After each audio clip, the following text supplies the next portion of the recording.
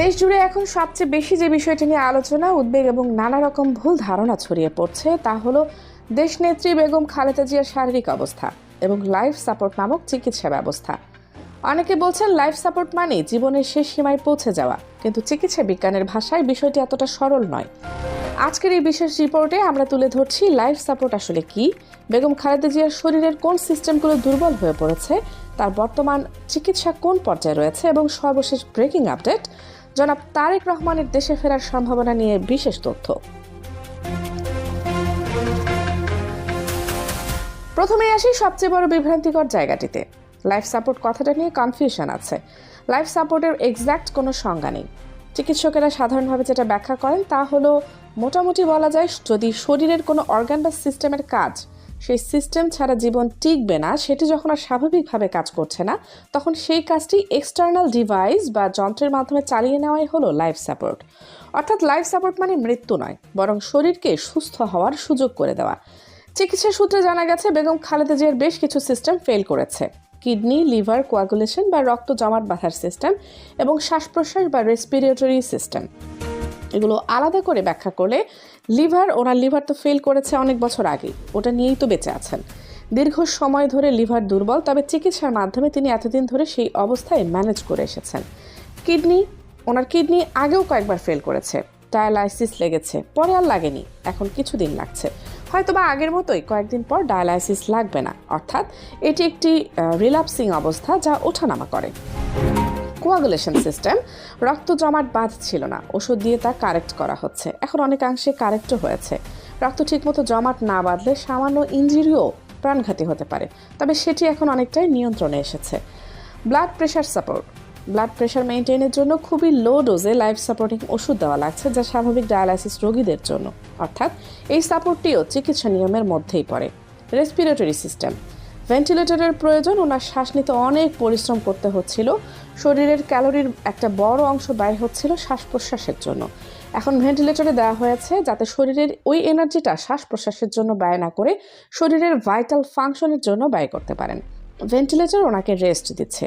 চিকিৎসা বিজ্ঞানে এটাকে বলা হয় breathing support to preserve energy for healing.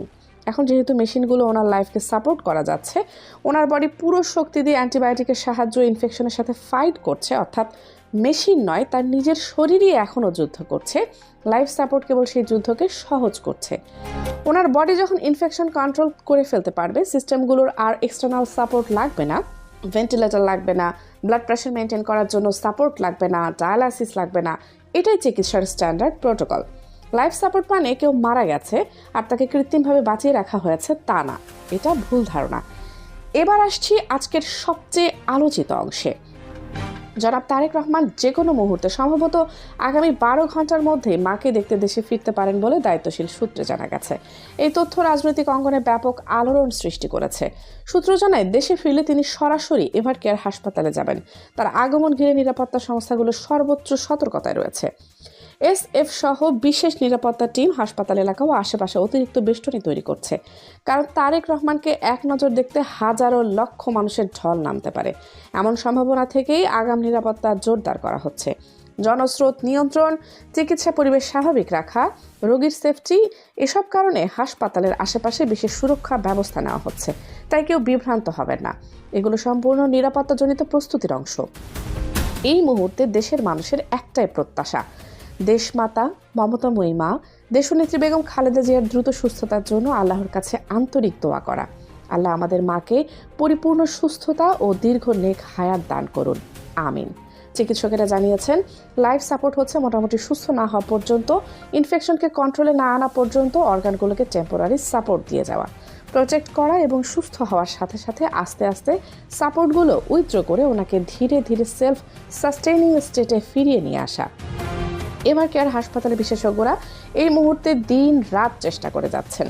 পরিবারের পক্ষ থেকেও জানানো হয়েছে, এভার কেয়ারের চিকিৎসকরা অসাধ্য সাধন করছেন। আমি আশাবাদী বেগম খালেদা জিয়া এই দফায় সুস্থ হয়ে ওনার বেজ লাইনে ফিরে আসবেন। দেশের রাজনৈতিক অঙ্গন, সাধারণ মানুষ, দলমত নির্বিশেষে সবাই আজ অপেক্ষা করছে একটি সংবাদ শোনার, বেগম খালেদা জিয়ার শারীরিক অবস্থার উন্নতি। এই মুহূর্তে যা যা করা দরকার চিকিৎসকরা করছেন, রাষ্ট্রীয় সংস্থাগুলো প্রস্তুত আছে আর মানুষ দোয়া করছে। আমরাও সেই দোয়ায় শরিক। তিনি যেন দ্রুত সুস্থ হয়ে স্বাভাবিক জীবনে ফিরে আসেন। Kaniz Fatema Soma, desk news, 0 TV.